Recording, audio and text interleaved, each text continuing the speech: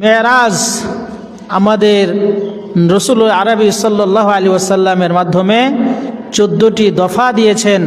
এই 14 দফা যদি পৃথিবীতে বাস্তবায়ন হয় তাহলে সেই পৃথিবী হবে শান্তির, সুখের। নবীল আরব জনাবে মুহাম্মদ রাসূলুল্লাহ সাল্লাল্লাহু আলাইহি ওয়াসাল্লাম সেই 14টি দফা মক্কা মদিনায় বাস্তব প্রয়োগ করে তিনি সোনার মদিনা, সোনার মক্কা উপহার দিয়েছেন, যেখানে ছিল শান্তি আর শান্তি, অশান্তির কিছুই সেখানে ছিল না। সেই 14 দফা যদি পৃথিবীর যে কোনো জায়গায়, যে কোনো প্রান্তে যদি বাস্তবায়ন হয় তাহলে ওই জায়গা, ওই এলাকাগুলো অবশ্যই শান্তিরময় হবে।